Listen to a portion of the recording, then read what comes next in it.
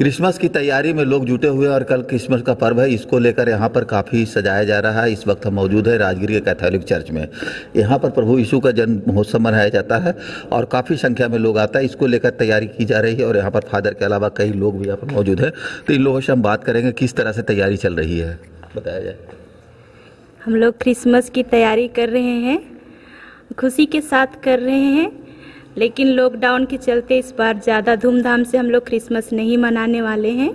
लोग बीमार हैं, उनको सोच करके इसलिए ज़्यादा नहीं मना रहे हैं। लेकिन जो भी छोटा मोटा जो भी तैयारी कर रहे हैं वो जीसस के नाम पर हम कर रहे हैं। यीशु से क्या प्रार्थना करेंगे कोरोना खासकर देखकर? विशेष करके हम प्रार्थना करेंगे कि कोरोना काल में जो भी भाई बहन बीमार हैं उनको स्वस्थ लाभ मिले और ये कोरोना जल्दी से जल्दी यहाँ से चले जाए या रोग मुक्त हो जाए लोग।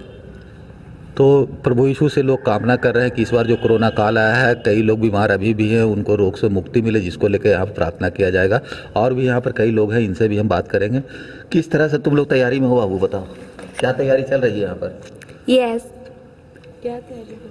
क्रिसमस का तैयारी हम लोग कर रहे हैं बहुत खुशी से, क्योंकि अभी क्या क्या कर रही हो, कैसे कैसे सजा रही हो तुम लोग? चलिए आप बताइए किस तरह से तैयारी चल रही है यहाँ? सबसे पहले तो हमारे पास मिस्सा पूजा होती है, तो उसके लिए हम लोग अभी वेदी सजा रहे हैं। शाम में 6 बजे यहाँ पर मिस्सा होगी, लेकिन इस बार उतनी उत्साह के साथ नहीं मनाया जाएगा क्योंकि बहुत सारे लोग कोरोना से ग्रसित हैं और उनके लिए विशेष प्रार्थनाएं चढ़ाई जाएंगी और ज़्यादा भीड़ भाड़ नहीं रहेगा। इसीलिए और साल की अपेक्षा थोड़ी कम ही उत्साह है, लेकिन हमें खुशी है कि हम लोग आज ख्रिस्त जयंती मना रहे हैं और हमारी दुआएं रहेगी कि ये जो कोरोना वायरस का महामारी है जल्द से जल्द चला जाए और ज़िंदगी सामान्य रूप से चलता जाए।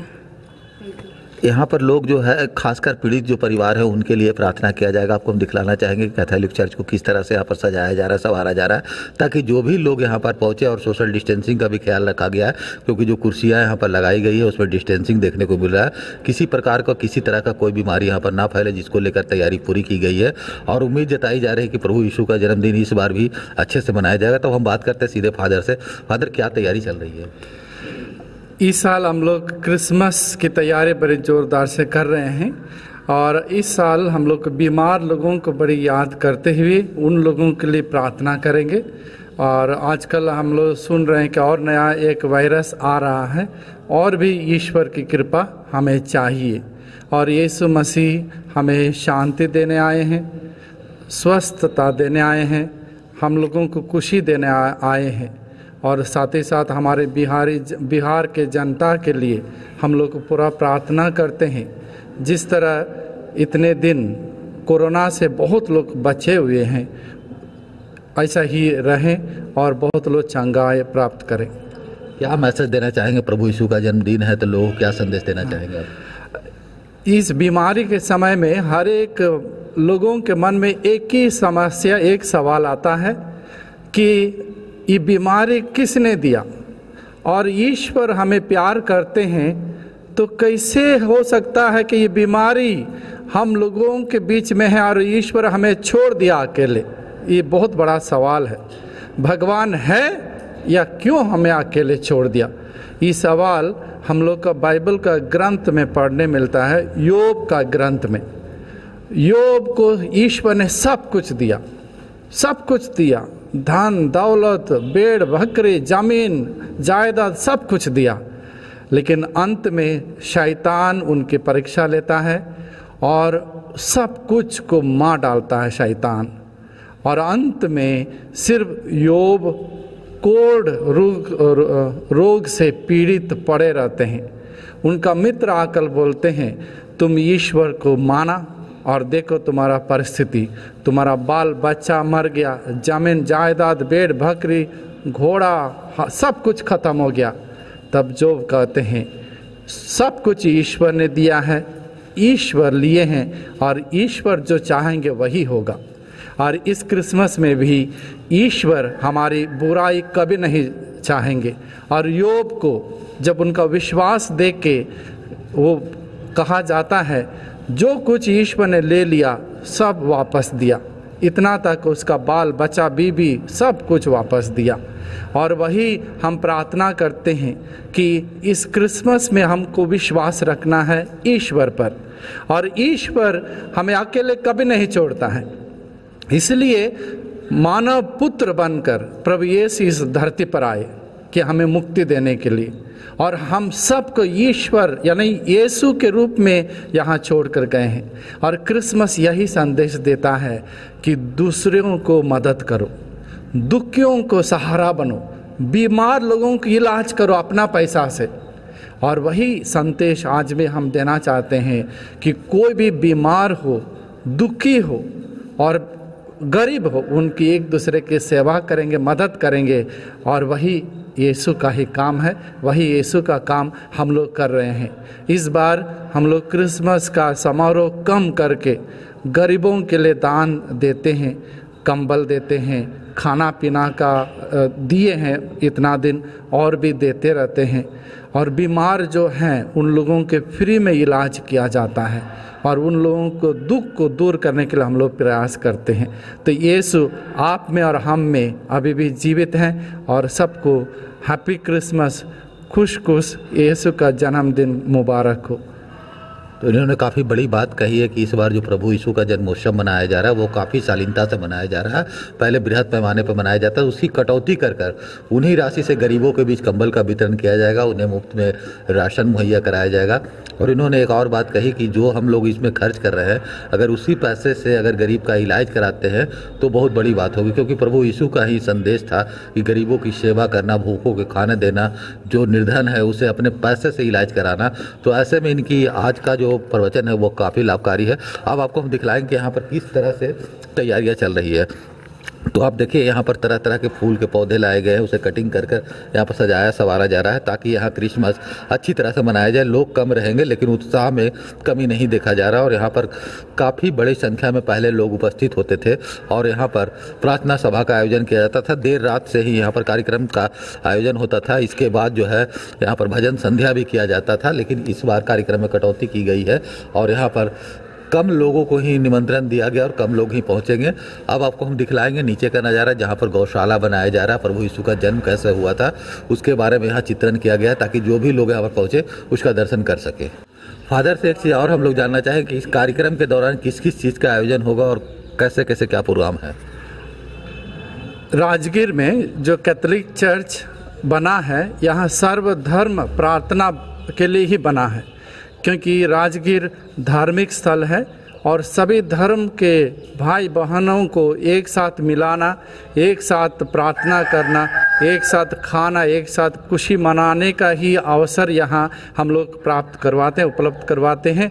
इसलिए आज शाम में हम लोग सर्वधर्म का प्रार्थना भी करते हैं, सभी धर्म का ही, और यीशु मसीह का ही तस्वीर या मूर्ति यहाँ नहीं लगेगा, सभी धर्म का तस्वीर बन रहा है वो सब लगेगा ताकि लोग जो ईश्वर को मानते हैं विभिन्न रूप से, कहा जाता है हम लोग अंत में एक ही ईश्वर के पास पहुँचेंगे, लेकिन रास्ता तो अनेक है। वही अनेकता को एकता बनाने के लिए ही इस स्थान राजगीर का कैथोलिक चर्च प्रयास करता है। और इस जगह का नाम भी सागर संगम, यानी सागर से भी गहरा है धर्मों का मिलन, और वही वो सभी सागरों का मिलाने का जगह है। ये धर्मों को मिलाने का जगह है, दिलों को मिलाने का जगह है, लोगों को मिलाने का जगह है। इसलिए यीशु मसीह वही बोले, ईश्वर हमारी प्रेमी पिता है, ईश्वर हमारी प्रिय माता है। तो इसलिए ईश्वर हमारे ही है, तो हम सब उन्हीं का भाई बहन है। वही भाई बहन का दर्शाने का कार्य हमारे यहाँ चर्च कर रही है। सबों को वही बधाई मुबारक। एक चीज़ बताइए, ये जो गौशाला बनाया गया तो गौशाला के माध्यम से क्या दिखलाना चाह रहे हैं? यीशु इस धरती पर गरीब लोगों के बीच में जन्म लिए हैं, और उतना ही नहीं है, एक अनजान जगह में जन्म लिए हैं। उनको मदद करने के लिए कोई नहीं थे, लेकिन ईश्वर होते हुए भी इस धरती पर हम लोग के साथ जन्म लिए हैं, और इसलिए उनका दूसरा नाम है इमानुएल। इमानुएल का अर्थ है ईश्वर हमारे साथ। ईश्वर हमारे साथ। ईश्वर मतलब इस दुनिया में हम लोग सब ईश्वर का मानते हैं, अल्लाह हो, शिव हो, पार्वती हो, और राम हो, सीता हो, लक्ष्मण हो, और जो भी हो, लेकिन ईश्वर को हम लोग मानते हैं। प्रभु यीशु यही कहते हैं, ईश्वर को मानो और ईश्वर की सेवा लोगों के बीच में करो, वही है दर्शाता है। फादर यहाँ पर पशु पक्षी से भी काफ़ी प्रेम करते हैं। आप दिखलाएंगे आपको यहाँ का नज़ारा कि देखिए किस तरह से यहाँ पर पशु पक्षी का प्रेम दिखाई दे रहा है, और यहाँ पर बड़े बड़े मुर्गे का पालन किया जा रहा है। और यहाँ पर देख लीजिए किस तरह से इनके लिए भी घर बनाया गया, सीढ़ियाँ बनाई गई है ताकि ये लोग भी अपना सही ढंग से रह सके और कर सकते। देखिए फादर किस तरह से यहाँ पशु पंछी को पाला जा रहा है। देखिए पशु पक्षी हम लोगों को बहुत प्यार देता है और हम लोग को रक्षा भी करता है। बहुत लोग जो सोचते हैं सिर्फ कुत्ता से प्यार करो, कुत्ता ही हमारे रखवाल करता है, ऐसा नहीं है।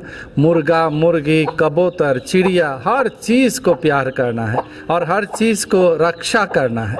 सिर्फ खाने पीने के लिए नहीं बना है ये सब जानवर, लेकिन प्यार उन लोगों से पाने के लिए और प्यार देने के लिए बना है। देखिए ये एक नया मुर्गा है, लाए हैं रामगढ़ से, अभी 7 बच्चा दिया है ना। ये बढ़ेगा, लोगों को भी हम लोग को देंगे तो उन लोग भी अपना घर में बड़ा बड़ा मुर्गे पालेंगे। किस वैरायटी का ये मुर्गी है?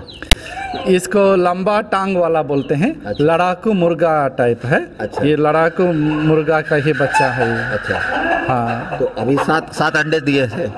ये तो दिया 15 अंडा, लेकिन 7 अंडा फोड़ा है। अच्छा। और ये 7 बच्चा लोग का तो यहाँ इसके बच्चे को भी दिखलाना चाहेंगे कि अच्छा है, बहुत सुंदर। ये देखिए लड़ाकू मुर्गा इसे बोला जाता है, और एक खासकर बाहर से लाए हैं और यहाँ पर इसका भी पालन कर रहे हैं।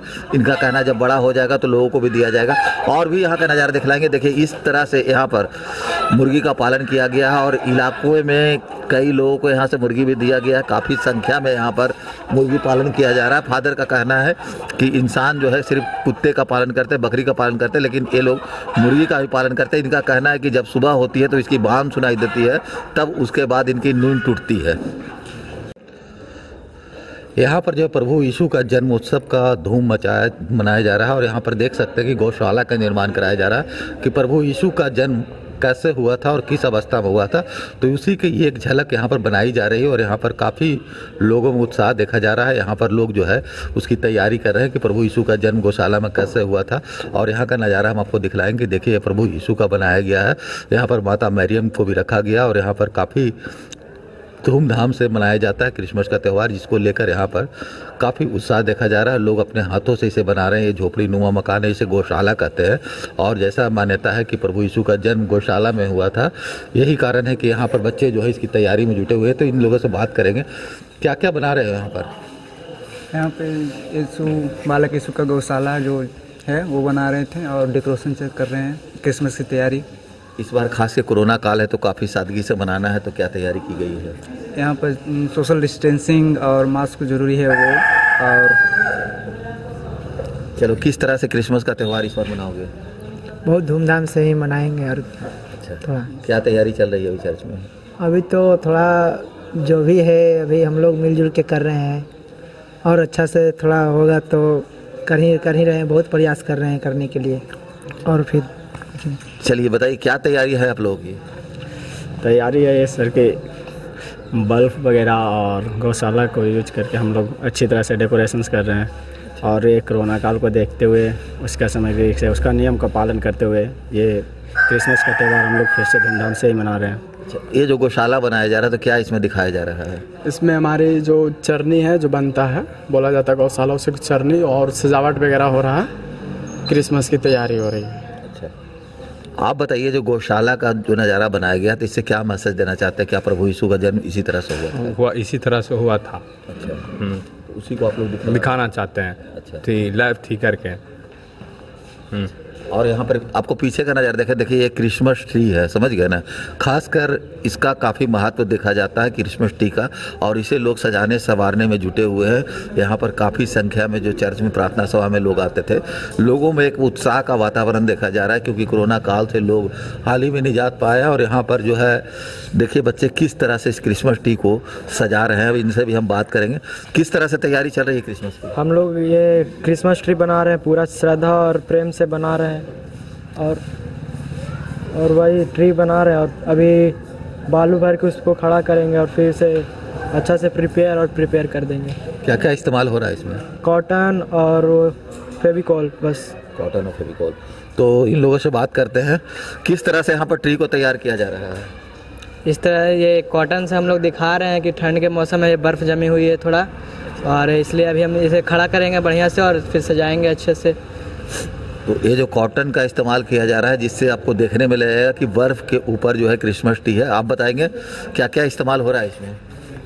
इसमें रुआ और अथी हो रहा है, रुआ और गोंद से बना रहे हैं इसमें। अच्छा, ये बनने के बाद कैसा नज़ारा लगेगा, क्या दिखाना चाहते हैं? इसमें पेड़ की तरह क्रिसमस की ट्री तरह दिखाई पड़ेगा। स्नोफॉल को दिखाना चाह रहे हैं? Yes, snowfall. तो यहाँ पर तैयारी चल रही है जोर तोर से, और रुई का जो बनाया गया है ये स्नोफॉल बनाया गया ताकि लोगों को लगे कि ये बर्फ़ के ऊपर ढका हुआ। अब आपको हम एक और नज़ारा दिखाएंगे। यहाँ पर माता मरियम जो है प्रभु यीशु को अपने गोद में लिए हुए हैं, और ख़ासकर इस चित्र का काफ़ी मायने रहता है, और इसी को लोग यहाँ पर आते हैं और कैंडल जलाते हैं, प्रार्थना करते हैं, और ऐसा माना जाता है कि यहाँ पर कैंडल जलाने से उनकी मन्नत पूरी होती है। तस्वीरों आप देख सकते हैं कि किस तरह से चर्च पे माता मरियम प्रभु यीशु को गोद में लिए हुए हैं, और लोग यहाँ पर कल पहुँचेंगे और सुबह से ही यहाँ पर कैंडल जलाएंगे। कैंडल का स्टैंड भी लगाया गया है और लोग यहाँ पर काफ़ी संख्या में आते हैं, अपनी अपनी मन्नत को मांगते हैं। इसके अलावा भी हम आपको अंदर का नज़ारा दिखलाएंगे कि अंदर भी यहाँ पर माता मरियम और प्रभु यीशु का यहाँ पर मूर्ति बैठाया गया है, जहाँ पर लोग आएंगे और यहाँ भी प्रार्थना सभा का आयोजन किया जाता है। कुल मिलाकर माना जाए तो राजगीर में इस बार क्रिसमस की धूम रहेगी। हालांकि इस बार कोरोना काल को देखते हुए काफ़ी शॉर्ट प्रोग्राम किया गया है और कम ही लोगों को आमंत्रण दिया गया है, क्योंकि जिला प्रशासन ने गाइडलाइन जारी किया कि कम से कम व्यक्ति ही इस समारोह में शामिल हो, जिसे देखते हुए फादर ने यहाँ पर पूरी तरह से इंतजाम किया है और यहाँ पर सैनिटाइजर और मास्क की व्यवस्था कराई गई है ताकि जो भी लोग आए पहले उनको सैनिटाइज किया जाए, तब वे गिरजाघर में प्रवेश करेंगे। कैमरा पर्सन अमितेश के साथ राजकुमार मिश्रा, गिरजाघर राजगीर।